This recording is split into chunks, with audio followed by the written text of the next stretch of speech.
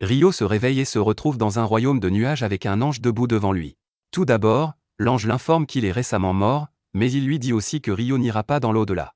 Pour faire court, ce maudit camion a encore frappé, alors maintenant Michael doit envoyer Rio dans un autre monde pour qu'il puisse commencer une nouvelle vie. D'après les informations que Michael possède, Rio ne recevra aucune mission ou tâche spéciale à accomplir dans le nouveau monde, il est donc libre de faire ce qu'il veut.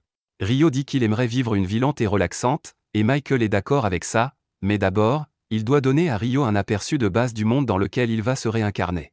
C'est un monde magique appelé Phi, et environ 20% de la population peut lancer des sorts avec leurs éléments naturels. Cela dit, l'élément avec lequel Rio est le plus compatible est l'eau, et comme il a demandé une vie lente et relaxante, Michael a pris la liberté de préparer une petite maison avec un kit de démarrage et une barrière autour pour éloigner les monstres. Dans le cadre de son kit de démarrage, Michael a également préparé une maison de glace avec 2 mois de nourriture en stock, donc Rio n'aura pas à s'inquiéter de la faim pendant un moment. Il a aussi acheté un livre avec des descriptions détaillées de tous les monstres que Rio pourrait rencontrer dans la région. Cela sera utile lorsque Rio rencontrera finalement les bêtes de la forêt, mais pour l'instant, il veut essayer sa nouvelle magie. Il sort dehors et crie l'incantation « boule d'eau », faisant apparaître une sphère d'eau dans sa main, donc la magie semble beaucoup plus facile qu'il ne l'avait imaginé. Mais il peut aussi le faire simplement en pensant à une boule d'eau, donc l'incantation n'est pas vraiment nécessaire. Maintenant qu'il sait qu'il peut utiliser la magie, il se dirige directement vers le bain public et commence à remplir la baignoire d'eau, mais il réalise vite qu'il ne sait faire que de l'eau tiède. Il n'y a aucun moyen qu'il puisse profiter d'un bain qui n'est pas chaud, alors il sort et commence immédiatement à travailler sur un feu pour chauffer l'eau, mais malheureusement, il n'a aucune idée de comment allumer un feu comme ça. Il finit par abandonner et s'allonge sur le dos, mais ensuite il regarde le soleil et a une bonne idée.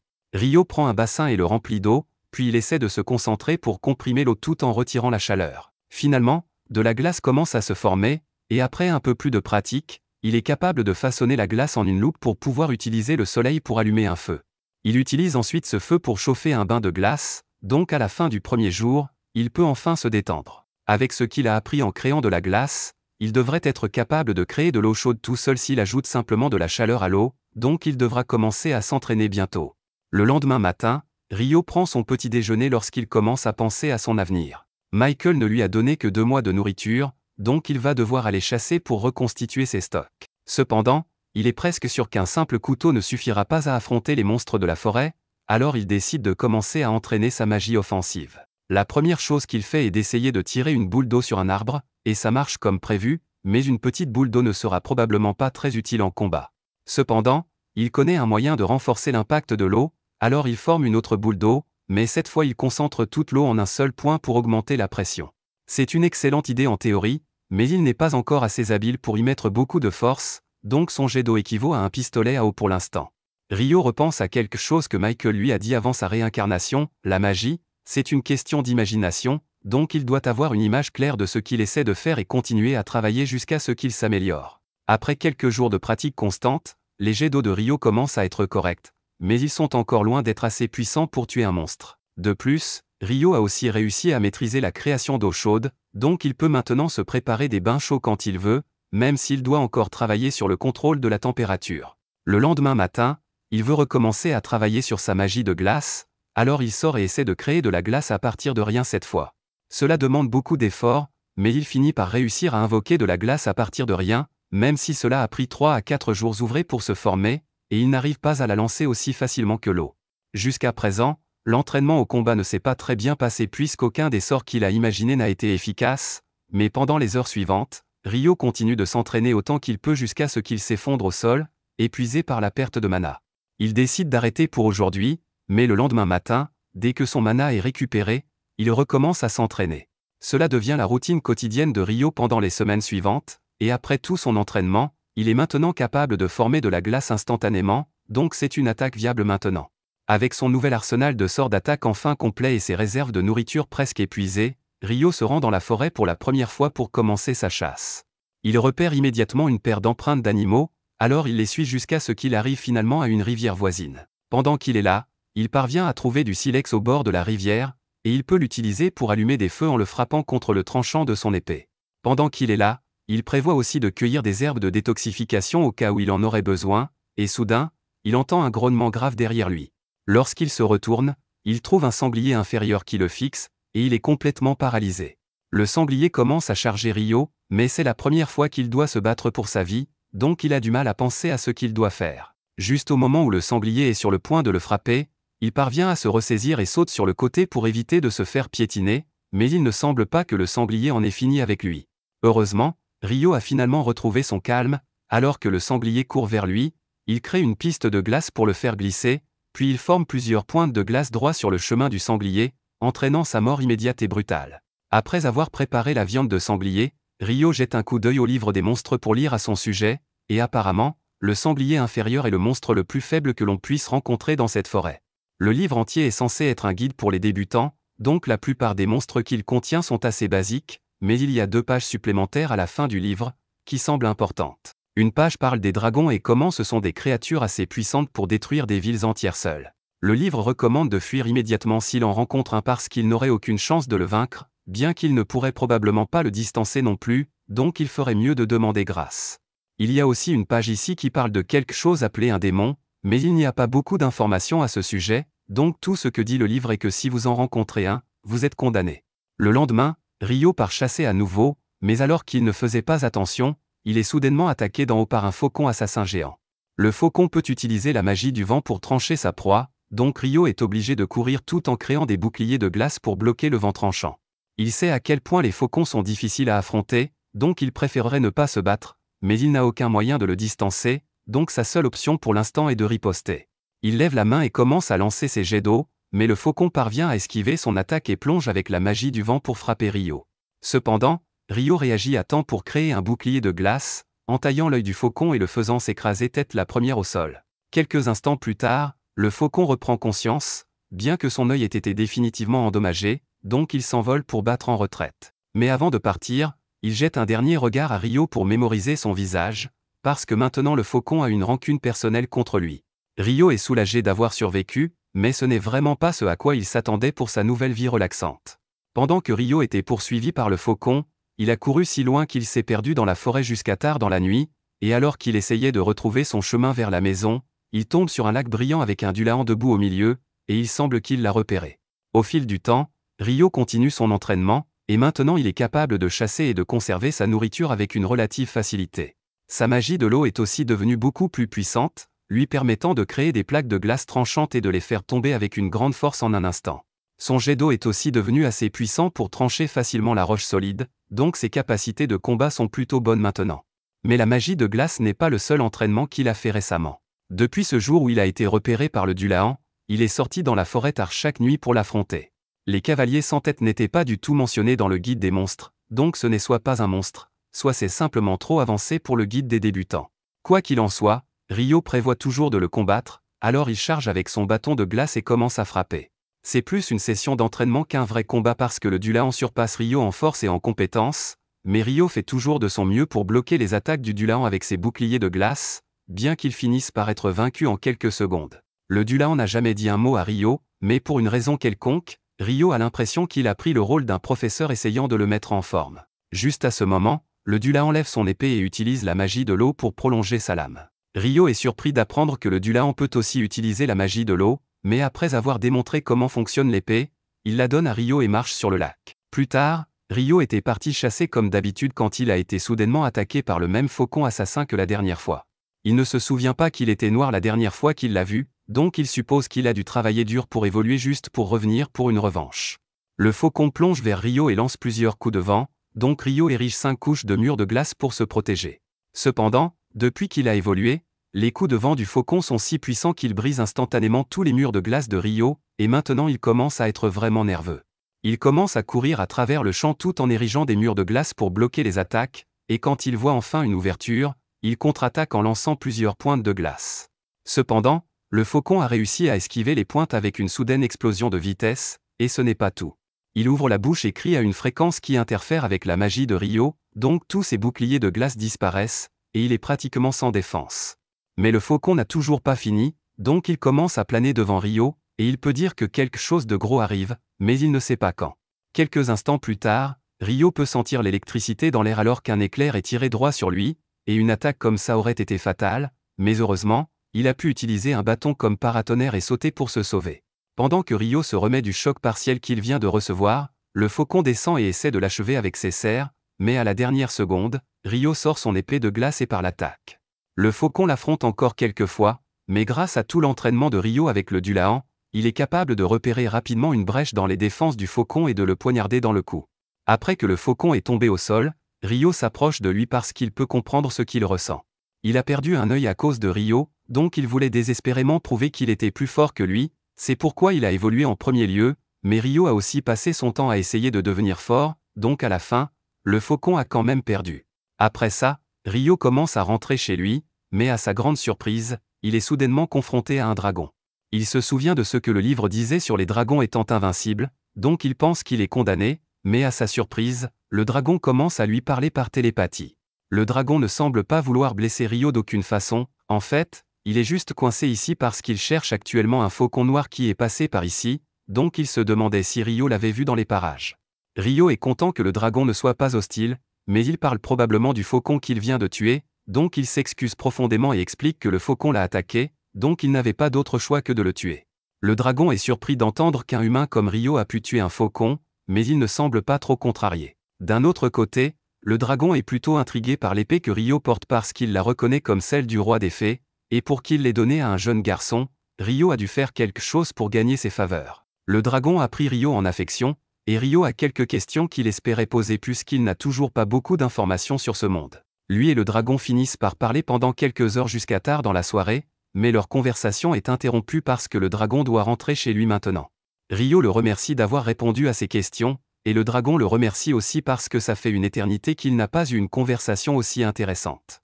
Ils se disent au revoir, mais pendant ce temps, Michael est au paradis en train de revoir les papiers de la réincarnation de Rio quand il remarque quelque chose qu'il a manqué plus tôt. Il semble que Rio ait reçu le trait caché de jeunesse éternelle pour une raison quelconque, et Michael trouve ça étrange parce qu'il n'a pas vu quelqu'un avec un trait caché depuis qu'il a envoyé une héroïne à fille il y a 10 000 ans. Un jour, Rio se rend à la plage parce qu'il a eu récemment une envie de sel, mais lorsqu'il arrive, il trouve l'épave d'un navire échoué. Il s'approche du navire pour voir s'il y a des survivants et découvre un corps gisant à côté. Mais en vérifiant, il se rend compte que l'homme est déjà mort, donc il ne peut rien faire pour l'aider. Cependant, à ce moment-là, Rio entend un grognement de l'autre côté de la plage. Il regarde dans cette direction et est heureux de voir que quelqu'un a en fait survécu au naufrage. Le navire a été détruit par un monstre marin géant pendant une tempête massive, alors Abel était certain qu'il allait mourir en mer. Mais à sa grande surprise, il se réveille dans un lit chaud. Tous ses affaires ont été posées sur la table à côté de lui, alors il les prend et commence à explorer les lieux, car il ne sait pas où il se trouve. Il sort dans l'espoir de repérer un point de repère, mais tout ce qu'il voit autour de la maison est une épaisse ligne d'arbres. C'est alors que Rio sort de la maison et dit qu'il est content de voir Abel debout. Abel est choqué de réaliser que Rio est là, car il n'a pas du tout senti son approche. Mais à part ça, il trouve que Rio est habillé de manière très étrange. Il s'apprête à demander pourquoi Rio n'a aucun sens du style, mais il se ravise en réalisant que ce serait impoli de dire ça d'emblée. À la place, il remercie d'abord Rio de lui avoir sauvé la vie. Rio répond qu'il n'y a pas de quoi le remercier, car tout ce qu'il a fait, c'est transporter le corps d'Abel ici. Malheureusement, Abel était le seul encore en vie quand Rio les a trouvés, donc tous les autres à bord du navire sont morts depuis longtemps. Abel est un peu surpris que d'autres personnes se soient échouées avec lui, mais il explique à Rio qu'il n'a pas le temps de trop s'inquiéter de leur mort, car tous les autres à bord étaient des passeurs illégaux. Rio ne sait pas exactement ce qu'Abel entend par passeur, mais pour l'instant, Abel doit avoir très faim après un tel naufrage, alors Rio lui propose de lui préparer à manger. Pendant qu'il mange, Abel finit par demander à Rio pourquoi il ne porte qu'un pagne. Rio explique qu'il n'a tout simplement pas d'autres vêtements. Abel demande pourquoi Rio ne va pas acheter des habits, mais il s'arrête, pensant que Rio n'a peut-être pas assez d'argent pour se payer des nécessités, et que ce serait mal poli d'aborder le sujet. Rio est effectivement fauché en ce moment, mais même s'il avait de l'argent, il ne pourrait rien acheter car il n'y a ni ville ni village près de chez lui. Abel est choqué d'entendre ça, mais pour quelqu'un qui vit seul ici, il est impressionné par la façon dont Rio se débrouille. Il lui demande s'il a utilisé le couteau sur la table pour chasser la viande qu'il mange, mais Rio répond que le couteau sert surtout à dépecer ses prises. Quand il chasse, il utilise généralement sa magie de l'eau, et pour le prouver, il crée un peu d'eau pour remplir une cruche. Abel est émerveillé, car même dans les plaines centrales, seule la moitié des gens savent utiliser la magie. Rio, quant à lui, est surpris d'apprendre que la magie est si répandue, car Mike lui avait dit que seulement 20% de la population pouvait manier la magie. Après le déjeuner, Abel demande à Rio de le ramener à l'épave, car il a besoin d'y vérifier quelque chose. Rio accepte de le guider jusqu'à la côte, et pendant leur marche, Abel demande pourquoi Rio n'utilise pas de bâton magique alors qu'il est magicien. Rio est un peu confus, car il n'en a jamais eu besoin, mais Abel réalise alors que si Rio ne peut même pas acheter des vêtements, il ne peut évidemment pas se procurer un bâton non plus. Pour se faire pardonner sa maladresse, Abel propose à Rio de le laisser s'occuper de tous les combats s'il rencontre des problèmes en chemin. Rio essaie de lui dire que ce ne sera pas nécessaire, car il peut déjà gérer toutes les menaces de la forêt seul, mais Abel insiste, voulant contribuer à sa manière. Ils finissent par arriver à l'épave, mais à la surprise de Rio, tous les corps ont disparu. Il pense qu'un monstre a dû venir les manger à un moment donné, et qu'Abel a eu beaucoup de chance que Rio l'ait trouvé avant qu'il ne lui arrive quelque chose. Après avoir fouillé l'épave un moment, Abel se rend compte que ce qu'il cherche n'est pas là, alors il arrête de chercher. Rio lui demande ce qu'il compte faire maintenant, et Abel répond qu'il va rejoindre ses amis, bien que ce soit plus facile à dire qu'à faire. Se rendre à la ville de Long serait un bon début pour retrouver ses amis, mais il est presque certain qu'ils sont bien plus au sud de Long, et il ne sait pas combien de temps il lui faudra pour rentrer. Il craint de devoir se préparer à un long voyage solitaire, mais il a alors une idée et demande à Rio s'il veut l'accompagner. Rio est un peu stupéfait par cette offre, mais Abel explique qu'il ne connaît pas du tout cette région et qu'il aurait vraiment besoin d'un guide pour rentrer.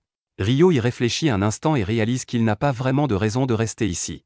Il est aussi curieux d'en apprendre plus sur les autres habitants de ce monde, alors il accepte d'accompagner Abel. Cependant, il a quelque chose à régler d'abord et demande s'ils peuvent partir demain matin. Abel n'a aucune objection, alors il retourne à la maison de Rio pour l'instant. Plus tard dans la soirée, Rio se prépare à sortir seul dans la forêt.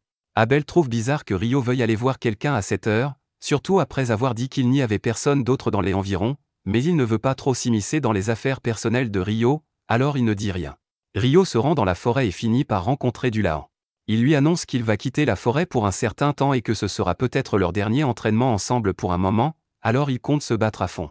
Rio brandit son épée et charge Dulahan, qui parvient toujours à bloquer toutes ses attaques. Mais Rio s'est tellement amélioré que ses coups sont assez puissants pour repousser Dulahan pour une fois.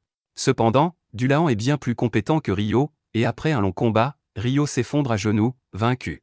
Leur match terminé, Dulahan commence à marcher lentement vers le lac. Rio se relève et le remercie pour tout l'entraînement qu'il lui a offert. C'est grâce à l'aide de Dulahan que Rio a pu survivre si longtemps dans cette forêt, et Dulahan considère désormais Rio comme son précieux élève. En guise de cadeau d'adieu, il lui offre une robe spéciale, et Rio est très reconnaissant.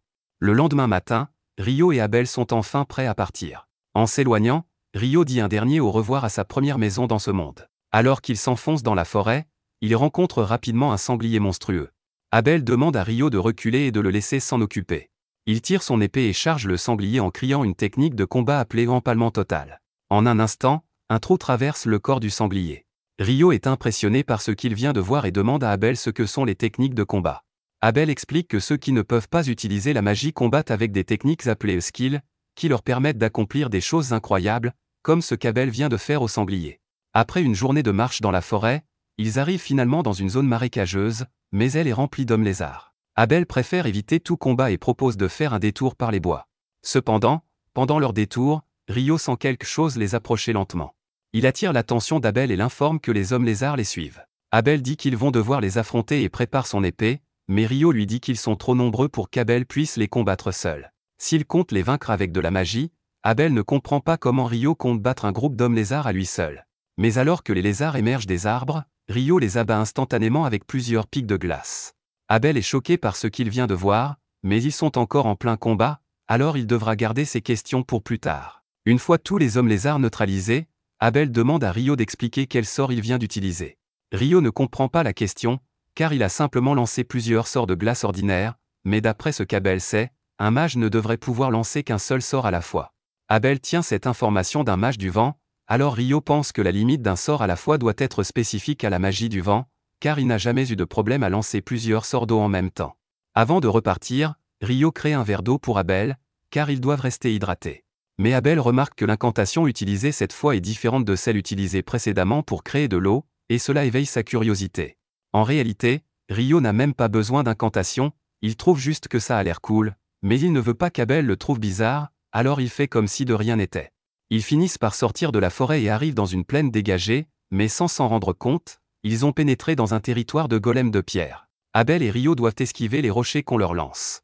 C'est la première fois que Rio voit des golems de pierre, et il est surpris, car ils ne ressemblent pas du tout à ce qu'il imaginait.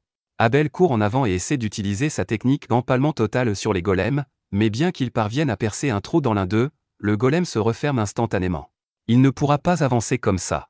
Comme les golems peuvent se régénérer, Ryo pense qu'il faut les détruire en une seule attaque, et il a justement le sort parfait pour ça. Il demande à Abel de s'écarter car il veut essayer quelque chose. Une fois Abel en sécurité, Ryo utilise sa magie pour invoquer un glaçon, un très gros glaçon. Il laisse ensuite tomber le glaçon sur 2 des golems, et même lui est un peu effrayé par la puissance destructrice de cette attaque. Il fait la même chose avec les autres golems jusqu'à ce qu'il n'en reste qu'un, mais celui-ci ne bouge plus pour une raison inconnue. Ryo suppose que les golems puisaient leur énergie dans le sol pour attaquer, alors maintenant que celui-ci est tombé, il ne peut plus rien faire. Il repère aussi une énorme pierre magique au fond du golem et prévoit de l'emporter, mais c'est dommage qu'il ne puisse pas en récupérer plus, car tous les autres golems ont été écrasés. Ils installent leur campement pour la nuit, et pendant leur conversation, Abel mentionne que les donjons abritent des monstres comme les golems. Dès que Ryo entend le mot au donjon, il s'enthousiasme et demande pourquoi Abel n'en a pas parlé plus tôt. Abel ne pensait pas que Ryo serait si intéressé par le sujet, mais s'il veut vraiment voir un donjon, alors il a de la chance, car le seul donjon des plaines centrales se trouve à Long, la ville où ils se rendent. Ryo demande s'il y a autre chose qu'il devrait savoir, alors Abel lui demande s'il connaît les nains et les elfes. Ryo en a un peu entendu parler, mais il veut plus de détails. Abel explique que les nains sont des gens petits et forts, doués pour l'artisanat, et qu'il y en a pas mal à Long. Quant aux elfes, la plupart vivent dans les forêts et n'interagissent pas souvent avec les humains, donc Abel ne connaît qu'un seul elfe à Long. Le lendemain matin, ils continuent vers le nord, et Ryo dit qu'une fois qu'ils auront passé les montagnes là-bas, ils trouveront la civilisation humaine. Abel a essayé de ne pas trop s'immiscer dans les affaires personnelles de Ryo, mais il est très curieux de savoir comment Ryo peut connaître la route alors qu'il n'est jamais allé dans un village humain. En réalité, Ryo a obtenu ces informations lors de sa conversation avec le dragon, mais il est sûr que cette révélation affolerait Abel, alors il lui dit qu'il vaut mieux qu'il ne sache pas. Quelques instants plus tard, Ryo sent une présence terrifiante à proximité, et à leur horreur, il se retrouve face à un griffon géant. Aucun des deux n'est de taille à affronter un tel monstre, alors Ryo réagit vite et sort de sa besace la viande qu'il avait gardée pour plus tard, qu'il lance en l'air. Abel fait de même, et le griffon attrape aussitôt la viande. Il a maintenant assez de nourriture pour la journée et décide de les laisser tranquilles. Ils sont tous deux extrêmement soulagés d'avoir survécu. Abel dit que des monstres comme les griffons n'ont pas été aperçus près des humains depuis des siècles, donc cette montagne doit probablement éloigner les monstres les plus puissants de la civilisation. Mais si c'est le cas, alors il risque d'en rencontrer encore plus ici, et il semble qu'il ait raison, car peu après, il tombe sur un groupe de wyverns. Abel pense qu'il devrait faire un détour pour les éviter, mais cela prendrait trop de temps en montagne. De plus, même si le griffon était trop fort pour Ryo, il sait qu'il est assez puissant pour battre les wyverns. Il sort donc de sa cachette et utilise plusieurs lances de glace pour les abattre. Abel est stupéfait de la facilité avec laquelle ils les ont vaincus, car il faut habituellement 20 aventuriers pour venir à bout d'une wyvern, mais tant qu'il s'en sort indemne, il ne va pas se plaindre. Ryo et Abel continuent ensuite à travers la montagne, combattant les monstres sur leur passage, et finissent par atteindre l'autre côté. Ils sont désormais un peu plus près de la civilisation.